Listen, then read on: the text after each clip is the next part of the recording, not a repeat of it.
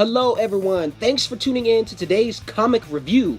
We are recapping issue number 2 of Saban'S Go Power Rangers from Boom Comics. So, if you have not read this issue yet, I highly encourage you to do that first and then watch this video. Otherwise, prepare for major spoilers ahead.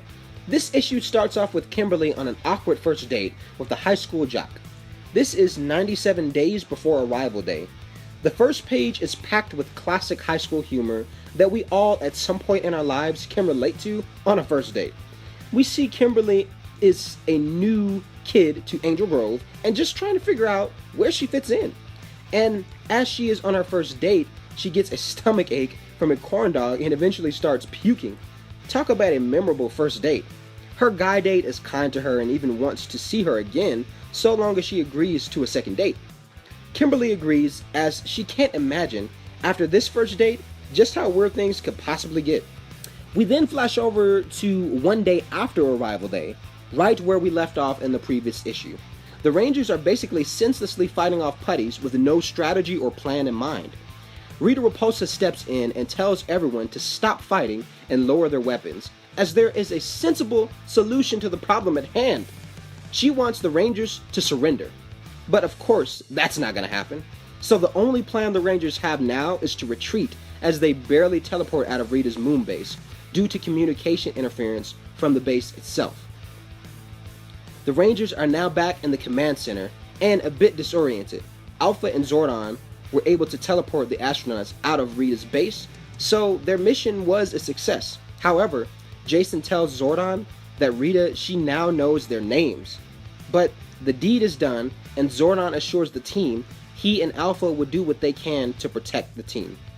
The Rangers ask if it is at all possible that they could tell their loved ones about their identities as superheroes. Yet Zordon tells the team that the 3 rules of the Rangers were written before man walked on Earth. If they break those rules, then they forfeit their powers and make the Earth more vulnerable to invasion. So that was a galactic big no, in other words. Zack catches up with Jason, letting him know it helps for everyone to work together, and the team could have Jason's back more if they knew exactly where it was during a crisis. We see in these early days the team aspect and friendship aspect of these characters are really being fleshed out and challenged. In this page, we also see Billy and Kim conversing about Rita and Zordon and how they aren't changing sides and accepting Rita's offer to join her, but saving the world, does it mean giving up everything else? The ongoing theme in the early days of the Rangers. Trini and her mom have a conversation, and her mom notices Trini has been gone home late and her behavior has changed. Trini assures her mother that everything is fine, and as she gets older, there are some things she's going to have to figure out on her own, because being a teenage superhero isn't something a parent can really understand and walk you through. We then flash over to Mrs. Appleby's classroom, where a few of the Rangers are in class, and soon interrupted classically by Bulk and Skull. Jason sternly tells them to sit down, and eventually they do. But you can see that most of the school and town is a bit on edge, with giant monsters and aliens invading Earth. So staying focused is a tedious thing right now in Angel Grove. Trini catches up with Jason in the hallway and asks for his help catching up on a research project. Jason tells Trini to ask Billy, as he would be a better option for scholastic help. Trini assures Jason the project is definitely not school related. We'll get to that in just a second. We then see Kimberly talking to her current boyfriend, as he seems to be avoiding her. They had another date and Kim bailed on him twice. He tells her he doesn't hate her, but sometimes she isn't likable. Flashing over to Rita Repulsa, she is determined to rule Earth, and Finster is preparing an all-new monster to bring devastation to the Earth and the Rangers. We then flash over to Trini and Jason in the middle of nowhere, talking about their powers, what they can do, and wanting to learn more of their capabilities as Rangers. They soon morph and spar with one another, and challenge their abilities, testing out exactly what they can do as Rangers. I thought this was really cool to see, expanding on the powers that Rangers have, yet in depth. And talk about Trini being a badass sparring with Jason. I just thought this was a fun segment within this comic. We flash over to Zack and Billy in the command center, Here we see that Billy is working on the communicators and explains to Zach how this device will aid the team in terms of communication and other features.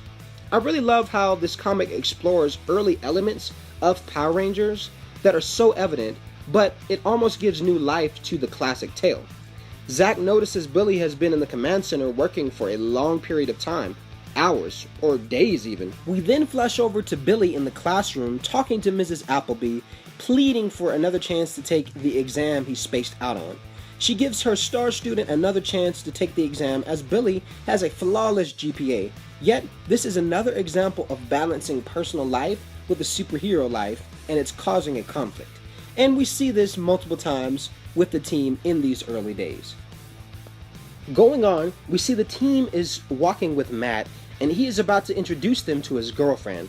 Once he introduces his girlfriend, who ends up being Kimberly Hart, the rest of the Rangers seem to be highly surprised. Zach and Trini don't seem to have a liking for Kim at this time, and refer to her as Salad Girl. I assume something must have happened early on for her to have that name. At this point, the Rangers are this superhero group, but not everyone is friends or a unified team quite yet, and we definitely get that vibe. Flashing over to the next page, we see Finster and Rita are creating a special new monster. With how the artwork is in this last segment, I'm sure that whoever this monster lady is, she will be a dangerous new villain to the Power Rangers team. She also has this putty-ish look to her. Maybe she's a super evil, sexy lady putty who's going to go after the guy Power Rangers first and kill them with her charm. I don't know, I'm thinking too deep. But I loved issue number 2, and I look forward to the next segment of this story. I'm excited to see just how the Rangers become a strong team, but most of all friends as well. What did you all think of this issue? Comment on this video and share your thoughts. Also, be sure to go and purchase Boom Studios Power Ranger comics and the new Power Ranger coloring book that has just been released. You'll definitely want to get your hands on that. Thanks for tuning in. Please be sure to like and share this video. Also, if you haven't already, subscribe to my channel to get the latest on Boom Studios, Power Ranger comics, and more. Until next time, wham, bam, boom.